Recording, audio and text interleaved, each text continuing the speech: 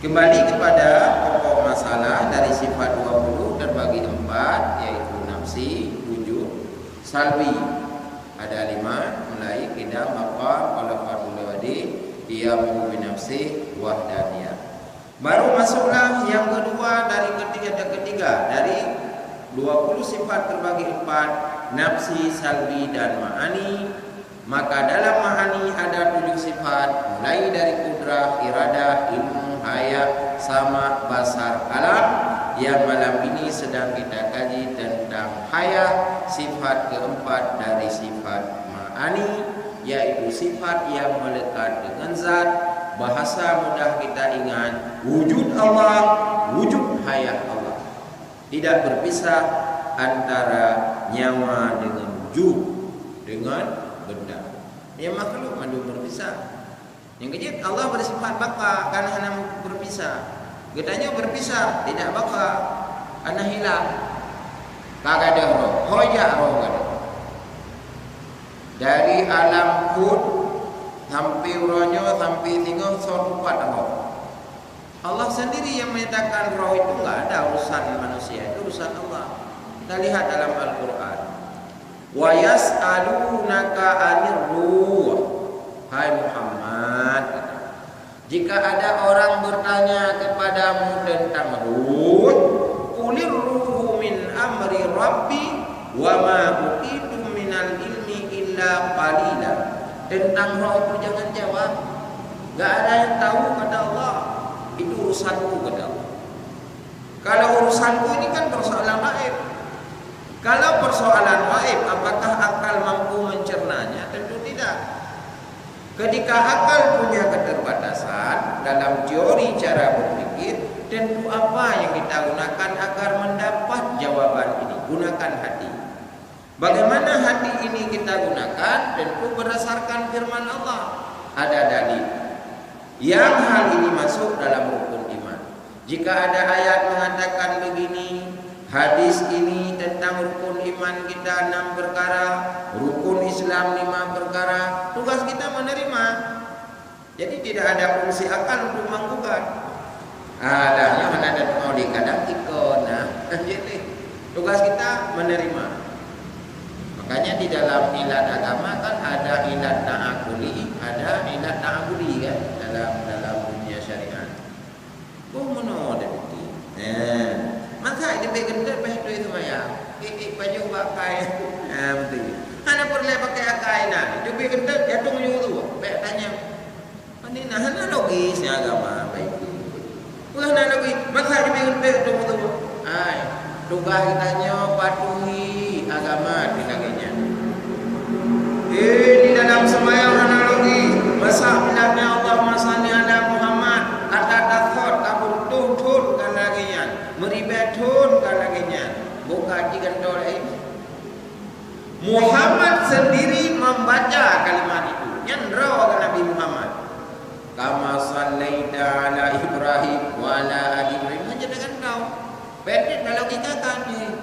Nah, taruhlah Rasul itu, Nabi itu kan. Rasul itu 25 yang ada nama dalam Al-Quran. Jumlah Rasul 315 Rasul. Jumlah Nabi sekati 2 Nabi 2 laksa.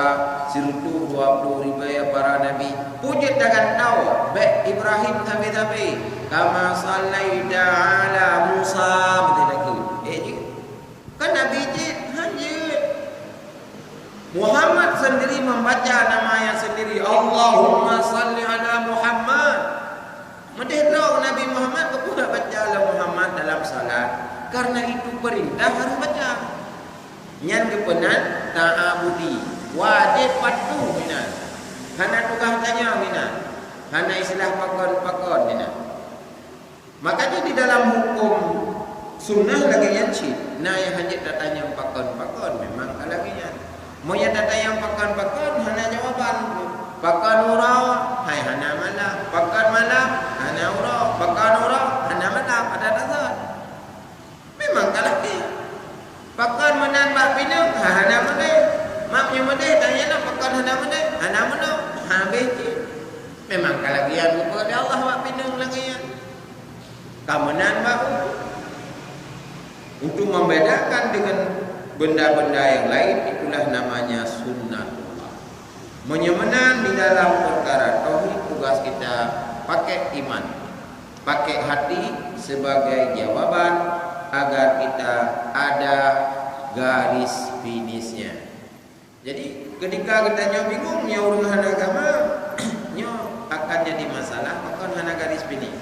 Sebaiknya di dalam jarak tempuh olahraga, taruhlah lari, atlet, di dalam berbagai gerakan itu ada aturan. Misalnya lari maraton, yang dapat juara ada ketentuan dia. Larinya berapa kilo? 5 kilo umpamanya. Ini garis setarnya, juri meniupkan peluit 1, 2, 3 kali. Lalu kita mulai dari garis setar. Siapa yang cepat datang pada garis finish, dia mendapatkan juara. Itulah ketentuan. Kalau tidak ada garis finish, ini bagaimana? Tidak mungkin kita menghitung dia juara, karena tidak ada standar dalam penilaian. Kadang kamu iji truk balik mau kita jiku, wate 6 kilo kagak itu ke? Hana betul juara ya. Karena hana garis finish. Menyemenan di dalam rukun iman, qada dan kadarnya garis finish.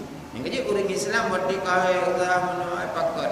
Nah kata di Allah laginya aman kan? Menyawurung hana rukun iman kata kadar manung salah kau. Kupu konyo koje. Jadi hana penyelesaian. Oh, sisi hukum manusia ya, kita boleh bertanya, kenapa Anda tabrak ayahku? Boleh kita bertanya. Tapi pada hakikatnya memang enan katro ajaib mesti ayah kita. Yang hana mungkin layu bayi nyawang kau. Oh, lu hendak terima. Wajib kan kau nyawang yang lu pada jauh. Nah, jadi ada finishnya, ada sedar, ada finish. Maka tauhid salah satu hikmah di dalam rukun iman untuk memberikan ketentraman jiwa manusia, karena setiap gerakan manusia wati haikli fikir muwa Allah. Oh, Allah kadipnan gede-gede. Aman kan? Mami hana muwa habis-habis susah deh. Bagi. Maka di Jepang kita dengar bahwa orang Jepang, orang Eropa hebat-hebat para profesor. Kita lupa melihat fakta. Orang Jepang ketika menciptakan sesuatu tidak berhasil, dia bunuh diri. Itu banyak sekali profesor Jepang bunuh diri. Kenapa? Mereka menganggap sesuatu yang dia lakukan keberhasilan karena hasil intelektualitasnya. Waktu hana berhasil, dia kecewa, akhirnya bunuh diri. Menyangkatnya dapat sesuatu bahana berhasil gede. Allah kainau gede kiban dah buka namanya nah hikmah. Mereka payah bodoh. Maka di Eropa banyak sekali sejarah dalam pekerjaan kalau kita baca. Orang-orang yang tidak berhasil di wilayah mereka akhirnya bunuh diri. Ya walaupun kita hana maju, mereka hana dapat bodoh, hana berhasil. Kada gede.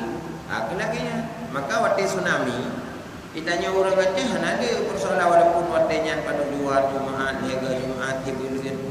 Orang kan berpikirnya kamande Aceh kerja dua ni rebene laut. Don kedua hari wala punggung laut. Watenya lahir aturan dari BRN 5 kilo dari pinggir laut tidak boleh buat rumah. Kena BRN ni. Apa yang terjadi? Orang Aceh masih punya prinsip akidah. Hidup yang mati kuna laut, bahawa yang hidup melaut. Anak hidup tanah kau pak, kau apa rumah orang? Orangnya kamu tumpuk lah rumah punggung laut. Jadi apa juga? Bak punggung laut, bak bini laut, bak tori lah rumah. Jadi kenapa? Karena prinsip akidah mana? Karena ada finish dalam hukum qada dan